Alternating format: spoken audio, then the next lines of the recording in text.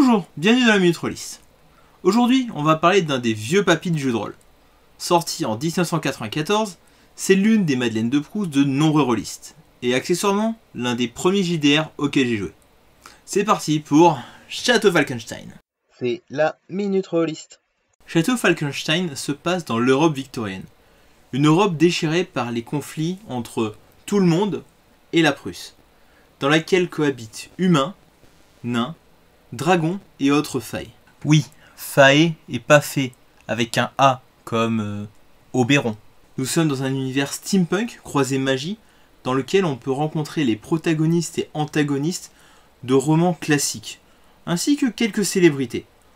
Je pourrais citer Michel Strogoff, Tesla, le duo Sherlock et Watson, tout comme ses très chers Moriarty, Griffin et autres Vlad Dracula. Vous vous demandez peut-être comment on peut avoir des humains, des créatures féeriques et des dragons sur la même terre. Bah je vais vous le dire. Les dragons sont tout simplement les ptérodactyles ayant survécu à l'extinction des dinosaures. Ils sont capables de prendre une forme plus ou moins humaine, même si leurs yeux de chat jaunes et leur taille plutôt imposante les trahiront toujours. Les fae, quant à eux, vivaient dans une dimension parallèle à la nôtre, jusqu'au jour où ils ont été capables de passer au-delà du voile féerique, la mince frontière qui sépare leur monde du nôtre. Une question existentielle peut vous traverser l'esprit. Pourquoi Château Falkenstein ? C'est tout simplement le nom d'un château niché en haut du pic de Falkenberg, dont les origines sont incertaines. Il aurait été créé par un seigneur fae extrêmement puissant, et permettrait notamment de voyager à travers les dimensions et les réalités, et à traverser le voile féerique de manière plus contrôlée. Maintenant, parlons système. Le système de Château Falkenstein est assez déroutant de prime abord, surtout quand on a l'habitude des JDR traditionnels et de leurs règles archaïques. Pour commencer, pas de fiche perso à proprement parler. Chaque personnage possède son propre journal intime. Un livre dans lequel il va raconter son passé, son présent, qui il est, quelles sont ses ambitions, qui il aime, qui il déteste, bref, un journal intime comme fiche de personnage. Le jeu se veut romantique au sens littéraire du terme, et l'inclut dans sa mécanique. Cependant, le jeu n'échappera pas à une série de talents dont la maîtrise va de faible à prodigieux. Chaque talent est lié à une couleur de carte, pique, cœur, carreau, trèfle. Car en effet, le jeu n'utilise pas des dés, mais des cartes afin de résoudre ses actions. Le jeu se joue avec 2 decks de cartes, séparés. Chaque joueur piochera en début de partie 4 cartes pour composer sa main afin d'accomplir des prouesses. J'ai dit prouesses et pas réussir des tests. Pourquoi ? Parce que de base, un joueur qui a une maîtrise suffisamment élevée dans l'un de ses talents n'a pas besoin de faire de test. Il ne fait un test qu'à condition qu'il ait besoin de se dépasser pour réussir à atteindre ses objectifs. Le système est extrêmement simple.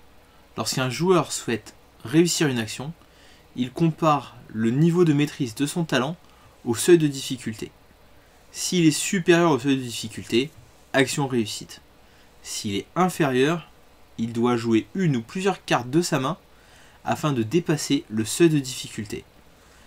Les cartes de la couleur du talent valent pour la valeur de la carte, sachant que valet, dame, roi, as valent respectivement 11, 12, 13 et 14 points. Le joker vaut 15. Toutes les cartes qui ne sont pas de la bonne couleur valent 1 point. Petite subtilité, le maître du jeu, lui aussi, possède une main et peut décider d'utiliser des cartes de sa main afin de buffer les PNJ. Il y a aussi un système de magie plus ou moins libre, plutôt complexe et lié au deuxième deck que je ne présenterai pas ici parce que sinon ça prendrait un petit peu beaucoup de temps. Maintenant, parlons de la gamme. La version française du jeu est à diviser en deux. Premièrement, nous avons la version des cartes, sortie en 1994. Ensuite, nous avons la version Lapin-Marteau, rééditée en 2021. Dans les deux cas, le texte est le même. Il y a eu un travail de retraduction pour la version Lapin-Marteau, mais concrètement, pas d'évolution système. Niveau illustration, la première version des éditions Descartes possède la première moitié du livre en couleur. La version Lapin-Marteau est entièrement en noir et blanc. Certaines illustrations ont été reprises de la version Descartes, mais la majeure partie sont originales. Le petit truc qui m'embête, c'est que les illustrations qui ont été passées de couleur à noir et blanc l'ont été de manière un petit peu... on pose un filtre et puis c'est tout. Du coup, on se retrouve avec quelques illustrations qui dénotent énormément par rapport aux autres illustrations du livre. J'aurais bien aimé les voir en couleur à l'intérieur de la nouvelle version. Bon, ça aurait peut-être été un peu plus complexe, au niveau papier, au niveau impression, ça aurait peut-être coûté plus cher. Mais je pense que la communauté aurait été prête à payer un petit peu plus afin de la voir en version couleur. Petite chose intéressante, la partie lore du jeu est écrite à la première personne. À savoir l'histoire d'un mec qui s'est retrouvé dans le monde de Château Falkenstein après avoir été invoqué. Oui, Château Falkenstein est un isekai. Ensuite, nous avons l'écran du MJ et son scénario. L'encore moins concevable aventure du docteur Podelius. Plus le temps passe, et plus je me dis qu'il faudrait que je fasse un top 10 des plus beaux écrans. En tout cas, celui-ci y sera à coup sûr. Il faut savoir que c'est une création originale pour le marché français et qu'il n'existe pas en VO. Bon, par contre, niveau intérieur, j'ai quelques trucs à redire. Premièrement, on a la liste des talents juste là. Cependant, les couleurs sont notées en toutes lettres. Pourquoi ne pas avoir mis les logos directement? Voire même, soyons fous, pourquoi ne pas avoir mis les sigles et la couleur? Ça aurait été quand même un petit peu plus facile à relire. Deuxième point, le système de magie qui est ici n'est pas suffisamment détaillé à mon goût. Par contre, à chaque fois, nous avons la page du rappel des règles. Donc bon, ça va. Le scénario, quant à lui, est une réécriture de l'inconcevable aventure du docteur Podelius, sorti dans un casus belli en 1996. Théoriquement, il devait pas sortir. Finalement, Lapin-Marteau a eu droit de le sortir avec l'écran. Content de l'avoir. Le scénario explore une partie assez intéressante de l'univers, les automates. Car oui, j'en ai pas parlé dans la présentation de l'univers, mais il y a aussi des automates. Sachant que ça serait bien de pouvoir les jouer, non? Vœux exaucés. Voici Variations sur le grand jeu. Ce livre contient tout un tas de modules de règles pour Château Falkenstein. Vous pourrez trouver notamment les règles afin de pouvoir jouer des automates. Vous avez ensuite un module de règles pour pouvoir jouer avec un deck de tarot, pour pouvoir jouer avec un système de dés, pour modifier la règle de pioche, bref, plein de petites modifications. Cependant, j'ai un problème avec ce livre. À vous de voir si vous souhaitez le considérer comme des modules de règles permettant d'altérer le jeu de manière optionnelle, ou des rustines afin de cacher les défauts du système. Dernier supplément sorti chez Lapin-Marteau, Carabine et Margarine. C'est une campagne que j'ai pas lue, parce que j'espère pouvoir la jouer en tant que PJ. La seule chose que je sais, c'est que dedans, il y a un seigneur Faé qui s'appelle Canard, c'est un chien. Et juste pour ça, cette campagne doit être géniale. Petit détour rapide par l'ère de la vapeur. Le premier et au final dernier supplément sorti pour Château Falkenstein aux éditions Descartes. Il y a plein de machines à vapeur, il y a un gros scénario à la fin, j'en parlerai plus en détail lorsqu'il ressortira en France. Avant toute chose, replaçons Château Falkenstein dans son contexte. Nous sommes aux États-Unis, dans les années 90. Advanced Dungeons & Dragons vient de sortir sa 2e édition, l'Appel de Cthulhu sa 5e, et un certain Vampire la Mascarade vient de sortir. Les systèmes de dés se font de plus en plus complets, de plus en plus complexes, de plus en plus simulationnistes. Les fiches de personnages tiennent maintenant sur 2, 3, 4 feuilles. Et c'est en 1994, dans cette situation, que Château Falkenstein débarque. Avec son univers steampunk, son cadre de jeu de l'Europe victorienne, Son système de résolution à base de cartes extrêmement narrativistes, le jeu a eu un certain succès critique. Cependant, il est resté dans l'ombre des mastodontes. Le jeu a eu droit à une série de suppléments jusqu'en 97, à une version GURPS en 2000, puis plus rien jusqu'en 2011, et la sortie de variations sur le grand jeu. Les États-Unis ont eu droit à quelques réimpressions du jeu, cependant, la France n'a pas eu cette chance. En effet, les éditions Descartes, qui détenaient les droits d'exploitation de Château Falkenstein, ont fermé en 2004. 17 années ont passé. 17 années où la communauté rôliste française a demandé à tous les éditeurs de ressortir ce jeu. 17 années de demandes qui ont fait augmenter drastiquement le prix du jeu sur le marché de l'occasion. Jusqu'à il y a quelques temps, le trouver en dessous des 100 € était quasiment mission impossible. Et puis est arrivé le 31 mars 2021. Les éditions Lapin Marteau ont annoncé l'acquisition des droits d'exploitation du jeu. Et pas seulement le livre de base.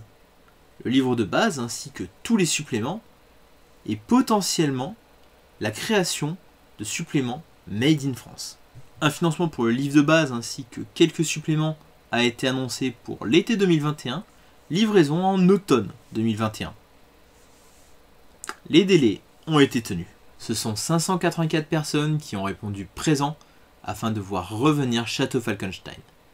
Et si on oublie les productions Arkham Asylum Publishing et Black Book Edition, qui sont les deux plus gros éditeurs français, et qui ont sorti beaucoup trop de financements participatifs cette année si vous voulez mon avis, il n'y a que 4 jeux qui ont réussi à battre Château Falkenstein en termes de souscripteurs. Vermine 2047, 7ème Mer, Hawkmoon et les RPG Book sont les 4 seules productions françaises de petits éditeurs qui ont réussi à battre Château Falkenstein en termes de souscripteurs. Et pour le retour d'un des papis du JDR, qui n'est au final connu que par les joueurs de l'époque, quelques joueurs plus récents ayant réussi à découvrir le jeu en club et quelques curieux, c'est vraiment impressionnant. Aujourd'hui, nous sommes à une époque où l'utilisation de dés dans les jeux de rôle devient de plus en plus rare. L'utilisation de cartes pour gérer l'aléatoire est devenue assez régulier. Je dirais même plus, avec l'émergence des jeux alternatifs, la notion même de test commence à disparaître. Voir ce jeu ressortir aujourd'hui est sûrement bien moins choquant qu'à l'époque de l'hégémonie D&D-esque. Château Falkenstein est un excellent jeu qui est sorti à la mauvaise époque et qui a sûrement bien plus sa place aujourd'hui dans le paysage rôliste. Du coup, Château Falkenstein, qu'est-ce que j'en pense? C'est tout simplement l'un des meilleurs jeux de rôle auxquels j'ai joué. L'une de mes madeleines de Proust que je ne peux recommander qu'à tout le monde. J'adore le concept d'Uchronie et d'histoire secrète. Partir du principe qu'un événement a eu lieu ou n'a pas eu lieu et voir ce que ça donne. Partir du principe qu'il y a une grande histoire derrière la grande histoire. Grâce à ça, on peut faire absolument ce que l'on veut en termes de scénario, et c'est ce que nous propose Château Falkenstein. Explorer le monde de Château Falkenstein est extrêmement plaisant. La lecture du livre de base peut être un petit peu compliquée, du fait que le livre est écrit à la première personne, ça peut prêter à confusion par moments, mais au final, on finit par s'y habituer. De plus, la gamme va continuer de sortir en France. Nous allons avoir un suivi d'un jeu qui date de 94. Et ça, c'est une super bonne nouvelle. Du coup, je vous présenterai le reste de la gamme quand elle sortira. Je vous invite à partager cette vidéo auprès de vos joueurs réguliers afin de savoir si découvrir un pan entier de l'histoire du jeu de rôle peut les intéresser. Sur ce, je vous dis à la semaine prochaine pour une nouvelle Minute Rôliste qui parlera d'un jeu de rôle français qui a été financé mais qui n'a pas réuni suffisamment d'argent pour débloquer tous ses paliers, mais où au final, on a quand même eu tous les paliers. Ciao.